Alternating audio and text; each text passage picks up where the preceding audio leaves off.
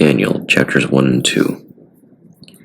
In the 3rd year of the reign of Jehoiakim, king of Judah, came Nebuchadnezzar, king of Babylon, unto Jerusalem, and besieged it.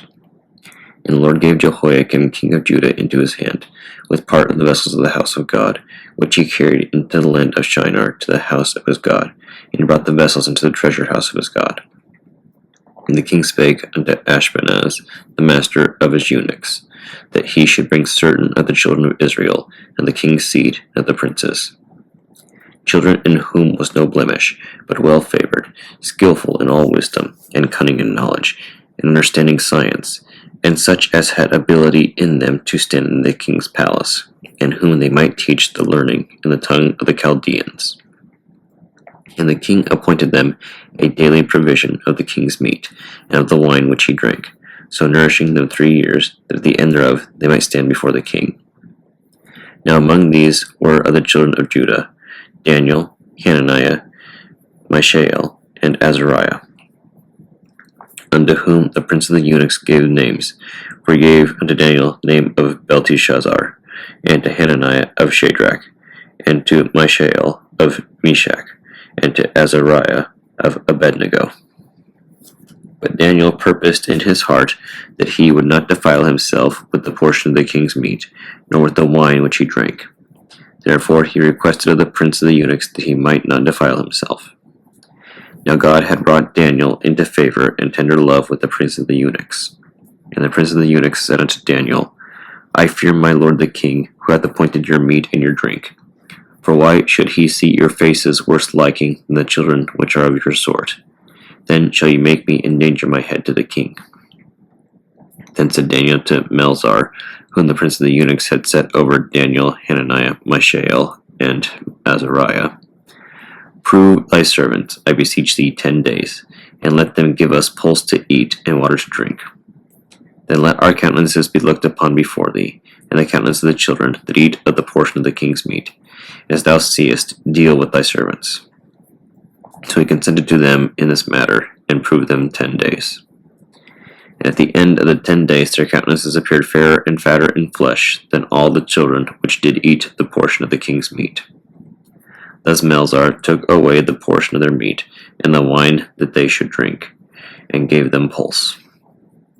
As for these 4 children, God gave them knowledge and skill in all learning and wisdom, and Daniel had understanding in all visions and dreams. Now at the end of the days that the king had said he should bring them in, then the prince of the eunuchs brought them in before Nebuchadnezzar. And the king communed with them, and among them all was found none like Daniel, Hananiah, Mishael, and Azariah. Therefore stood they before the king. And in all matters of wisdom and understanding that the king inquired of them, he found them 10 times better than all the magicians and astrologers that were in all his realm. And Daniel continued even unto the 1st year of King Cyrus. And in the 2nd year of the reign of Nebuchadnezzar, Nebuchadnezzar dreamed dreams, wherewith his spirit was troubled, and his sleep brake from him. Then the king commanded to call the magicians, and the astrologers, and the sorcerers, and the Chaldeans, for to show the king his dreams. So they came and stood before the king. And the king said unto them, I have dreamed a dream, and my spirit was troubled to know the dream. Then spake the Chaldeans to the king in Syriac, O king, live forever. Tell thy servants the dream, and we will show the interpretation. The king answered and said to the Chaldeans, The thing is gone from me. If you will not make known unto me the dream, with the interpretation thereof, ye shall be cut in pieces, and your houses shall be made a dunghill. But if ye show the dream and the interpretation thereof, ye shall receive of me gifts and rewards and great honor. Therefore show me the dream and the interpretation thereof. They answered again and said, Let the king tell his servants the dream, and we will show the interpretation of it. The king answered and said, I know of certainty that you would gain the time, because you see the thing is gone from me. But if you will not make known unto me the dream, there is but one decree for you. For ye have prepared lying and corrupt words to speak before me, till the time be changed. Therefore tell me the dream, and I shall know that ye can show me the interpretation thereof. The Chaldeans answered before the king and said, There is not a man upon the earth that can show the king's matter. Therefore there is no king, lord, nor ruler that asks such things at any magician or astrologer or Chaldean. and it is a rare thing that the king requireth. There is none other that can show it before the king except the gods, whose dwelling is not with flesh. For this cause the king was angry and very furious, and commanded to destroy all the wise men of Babylon. And the decree went forth that the wise men should be slain, and they sought Daniel and his fellows to be slain. Then Daniel answered with counsel and wisdom to Arioch, the captain of the king's guard, which was gone forth to slay the wise men of Babylon. He answered and said to Arioch, the king's captain, Why is the decree so hasty from the king? Then Arioch made the thing known to Daniel. Then Daniel went in and desired of the king that he would give him time, that he would show the king the interpretation.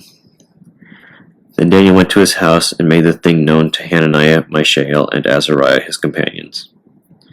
And they would desire mercies of the God of heaven concerning the secret, that Daniel and his fellows should not perish with the rest of the wise men of Babylon. Then was the secret revealed unto Daniel in a night vision. Then Daniel blessed the God of heaven. Daniel answered and said, Blessed be the name of God forever and ever, for wisdom and might are his. He changeth the times and the seasons. He removeth kings and setteth up kings. He giveth wisdom unto the wise, and knowledge to them that know understanding. He revealeth the deep and secret things. He knoweth what is in the darkness, and light dwelleth with him. I thank thee and praise thee, O thou God of my fathers, who hast given me wisdom and might, and thou hast made known unto me now what we desire of thee. For thou hast now made known unto us the king's matter. Therefore Daniel went in unto Arioch, whom the king had ordained to destroy the wise men of Babylon. He went and said thus unto him, Destroy not the wise men of Babylon. Bring me in before the king, and I will show unto the king the interpretation. Then Arioch brought in Daniel before the king in haste, and said thus unto him, I have found a man of the captives of Judah, that will make known unto the king the interpretation. The king answered, and said unto Daniel, whose name was Belteshazzar, Thou art able to make known unto me the dream which I have seen, and the interpretations thereof? Daniel answered in the presence of the king, and said, The secret which the king hath demanded cannot the wise men, the astrologers, the magicians, the soothsayers show unto the king. But there is a God in heaven that revealeth secrets, and maketh known to the king Nebuchadnezzar what shall be in latter days. Thy dream and the visions of thy head upon thy bed are these. As for thee, O king, thy thoughts came into my mind upon thy bed. What should come to pass hereafter, and he that revealeth secrets maketh known to thee what shall come to pass. But as for me, this secret is not revealed to me for any wisdom that I have more than any living, but for their sakes that shall make known the interpretation to the king, that thou mightest know the thoughts of thy heart. Thou, O king, sawest, and behold, a great image. This great image, whose brightness was excellent, stood before thee, and the form thereof was terrible. The image's head was of fine gold, his breasts and his arms of silver, his belly and his thighs of brass, his legs of iron, his feet part of iron and part of clay. Thou sawest till that a stone was cut out without hands, which smote the image upon his feet that were of iron and clay, and brake them to pieces. Then was the iron, the clay, the brass, the silver, and the gold broken to pieces together, and became like the chaff of the summer threshing floors. And the wind carried them away, that no place was found for them. And the stone that smote the image became a great mountain, and filled the whole earth. This is the dream, and we will tell the interpretation thereof before the king. Thou, O king, art a king of kings, for the God of heaven hath given thee a kingdom, power, and strength, and glory. And wheresoever the children of men dwell, the beasts of the field, and the fowls of the heaven, hath he given into thine hand, and hath made thee ruler over them all. Thou art this head of gold. And after thee shall arise another kingdom inferior to thee, and another third kingdom, of brass, which shall bear rule over all the earth. And the fourth kingdom shall be as strong as iron, for as much as iron breaketh in pieces and subdueth all things, and as iron that breaketh all these, it shall break in pieces and bruise. And whereas thou sawest the feet and toes, part of the potter's clay and part of iron, the kingdom shall be divided. But there shall be in it the strength of the iron, for as much as thou sawest the iron mixed with miry clay. As the toes of the feet were part of iron and part of clay, so the kingdom shall be partly strong and partly broken. And whereas thou sawest iron mixed with miry clay, they shall mingle themselves with the seed of men, but they shall not cleave one to another, even as iron is not mixed with clay. And in the days of these kings shall the God of heaven set up a kingdom which shall never be destroyed. And the kingdom shall not be left to other people, but it shall break in pieces and consume all these kingdoms, and it shall stand forever. Forasmuch as thou sawest that the stone was cut out of the mountain without hands, that it brake in pieces the iron, the brass, the clay, the silver, and the gold, the great God hath made known to the king what shall come to pass hereafter, and the dream is certain, and the interpretation thereof is sure. Then the king Nebuchadnezzar fell upon his face and worshipped Daniel, and commanded that they should offer an oblation and sweet odors unto him. The king answered unto Daniel and said, Of a truth it is, that your God is a God of gods, and a Lord of kings, and a revealer of secrets, seeing thou couldst reveal the secret. Then the king made Daniel a great man, and gave him many great gifts, and made him ruler over the whole province of Babylon, and chief of the governors over all the wise men of Babylon.